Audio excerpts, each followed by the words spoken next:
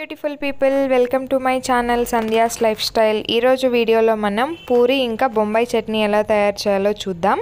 ముందుగా బొంబాయి చట్నీకి పదార్థాలు: ఉల్లగడ్డ, ఇది నేను ఆల్రెడీ బాయిల్ చేసి పెట్టుకున్నాను. పచ్చిమిర్చి కారంకి సరిపడా, టొమాటో ఒకటి చిన్న సైజ్ది, చిన్న సైజ్ అయితే సరిపోతుంది, ఎక్కువ వేసినా కూడా పులుపు వచ్చేస్తుంది.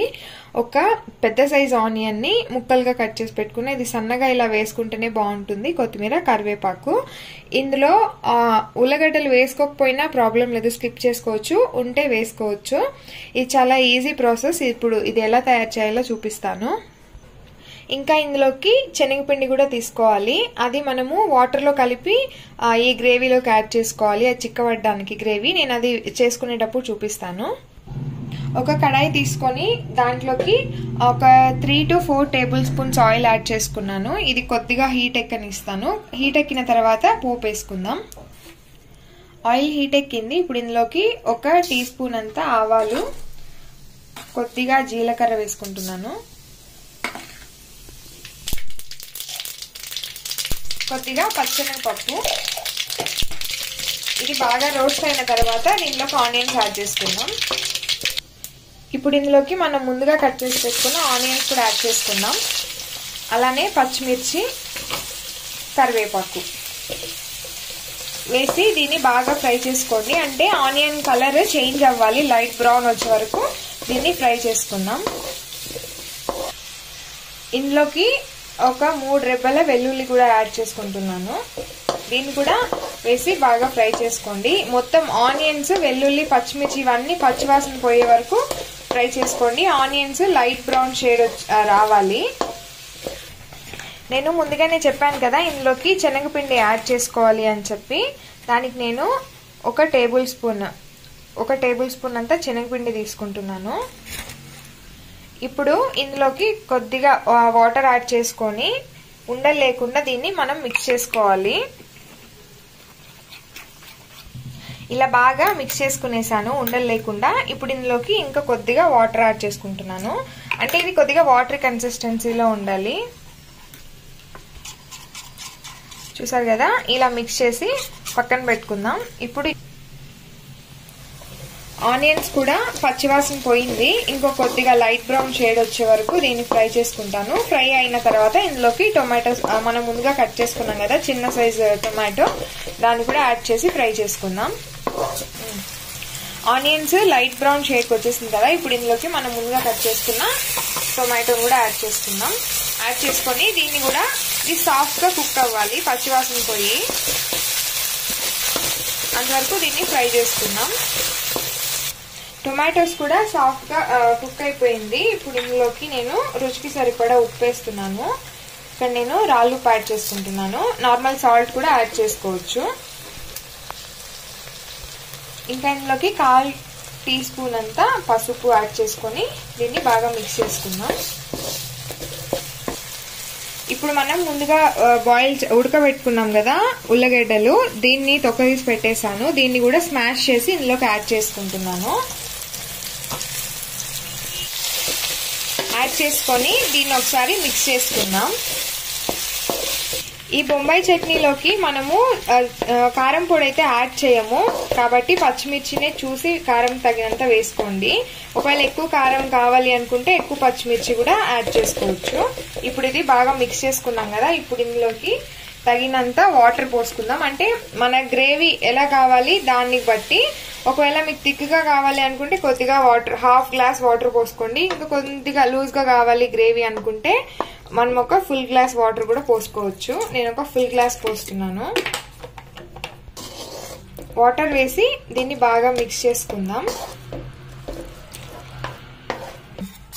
అండ్ ఇంకా మనం ముందుగా కలిపి పెట్టుకున్నాం కదా శనగపిండిని వాటర్ లో, దీన్ని కూడా యాడ్ చేసుకునేస్తున్నాను.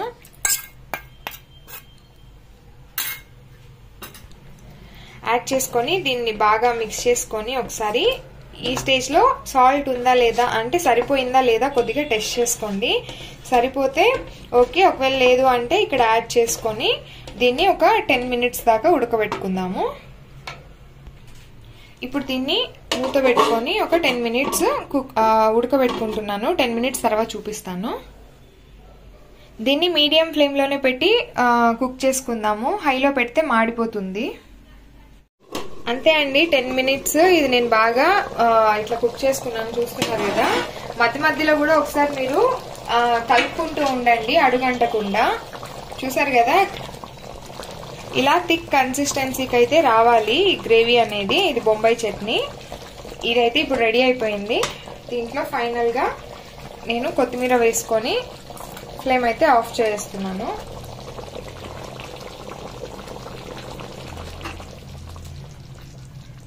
ఇంతేనండి, బొంబాయి చట్నీ అయితే రెడీ అయిపోయింది. ఇది మనం పూరీలోకి చపాతీలోకి దేనికైనా తీసుకోవచ్చు. టేస్టీగా ఉంటుంది అండ్ చాలా ఈజీ కూడా ప్రాసెస్. ఈరోజు నేను ఈ బొంబాయి చట్నీని పూరీ కాంబినేషన్ లోకి సర్వ్ చేసుకుంటున్నాను. ఈరోజు నేను పూరీ అండ్ బొంబాయి చట్నీ కాంబినేషన్ చేస్తున్నాను. దాంట్లో ఆల్రెడీ బొంబాయి చట్నీ రెడీ చేసేసాను కదా. ఇప్పుడు పూరీ చేసుకోవడానికి పిండి అయితే మిక్స్ చేసుకుంటున్నాను.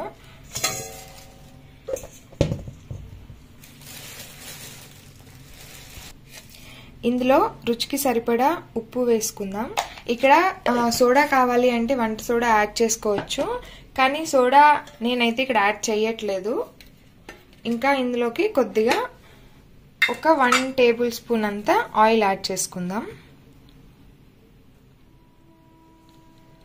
ఇప్పుడు దీన్ని మొత్తం బాగా ఒకసారి మిక్స్ చేసుకున్న తర్వాత దీంట్లోకి వాటర్ యాడ్ చేసుకొని మనం ముద్ద చేసుకోవాలి.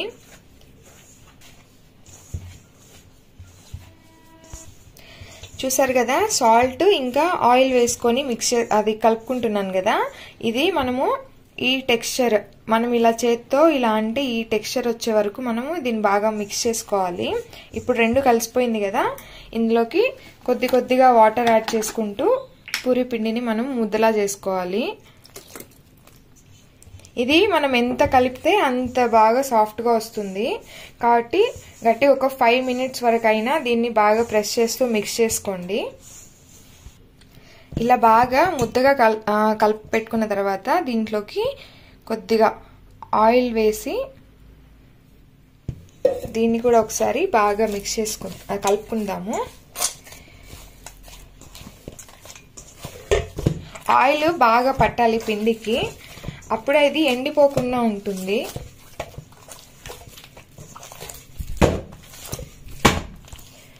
ఈ పిండి ఎంత పాసిబుల్ అయితే అంత అంటే గట్టిగా ప్రెస్ చేస్తూ మిక్స్ చేసుకోండి. అప్పుడే ఇది సాఫ్ట్ గా వస్తుంది పూరి అనేది. ఇంకా అది ఉబ్బుతుంది అంటారు కదా, అలా కూడా అవుతుంది. ఇప్పుడు ఇది బాగా మిక్స్ చేసుకునేసాము. ఇప్పుడు దీన్ని ఒక మూత పెట్టి 5 మినిట్స్ అలా రెస్ట్ ఇద్దాం. ఇప్పుడు ఇది 5 మినిట్స్ అయితే రెస్ట్ అయిపోయింది. చూసారు కదా, ఇలా ప్రెస్ చేస్తే ఎంత సాఫ్ట్ గా ఉందో. ఇప్పుడు నేను దీన్ని పూరీ చెక్క మీద రుద్దుకుంటున్నాను.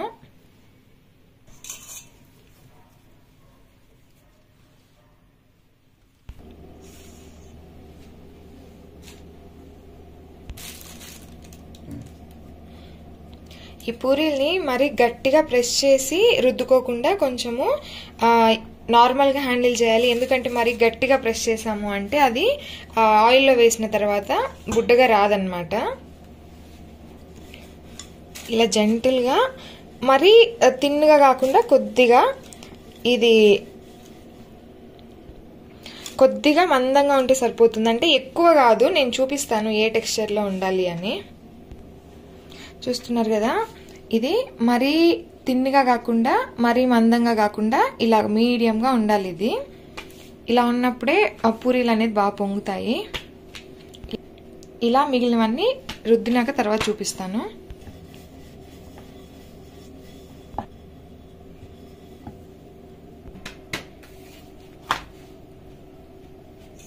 పూరీ పిండి అయితే నేను రుద్దుకునేసాను. అండ్ ఇక్కడ పక్కన కడాయిలో ఆయిల్ కూడా పోసి పెట్టాను, డీప్ ఫ్రైకి సరిపడా ఆయిల్. ఇది మీడియం ఫ్లేమ్ లో పెట్టి హీట్ చేసుకుందాము. మీడియం ఫ్లేమ్ లో పెట్టి హీట్ చేసుకున్న తర్వాత పూరీలు అనేది నేను ఇందులో ఫ్రై చేస్తాను. ఆయిల్ హీట్ ఎక్కింది కదా, ఇప్పుడు నేను దీన్ని వేసి ఒక్కొక్కటిగా ఫ్రై చేసుకుంటున్నా.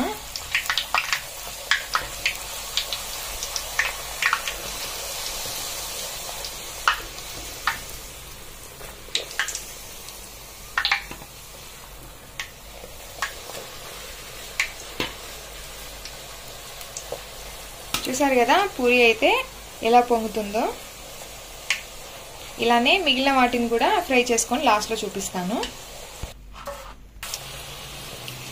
ఈ పూరి ఫ్రై అయిందా లేదా మనకి ఎలా తెలుస్తుంది అంటే, మనం ఇది ఆయిల్లో వేసినప్పుడు ఫుల్ ఆయిల్ పైకి ఫ్లోట్ అవుతుంది కదా, సౌండ్ వస్తుంది. అది నార్మల్ ఇలా అయిపోయింది అంటే ఇది ఫ్రై అయిపోయినట్టే. ఇప్పుడు దీన్ని తీసేయచ్చు. ఎక్కువసేపు పెట్టామంటే అది బాగా కలర్ చేంజ్ అయిపోతుంది.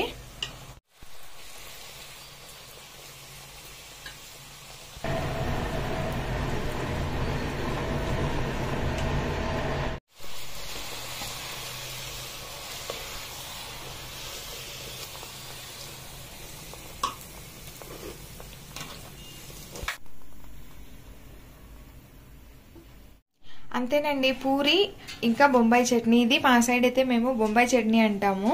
మీ సైడ్ ఏమంటారో కామెంట్ చేయండి. చూస్తున్నారు కదా, పూరి ఇంకా బొంబాయి చట్నీ అయితే రెడీ అయిపోయింది. ఇంతేనండి video. If you like the video please like, share and subscribe. Thank you for watching.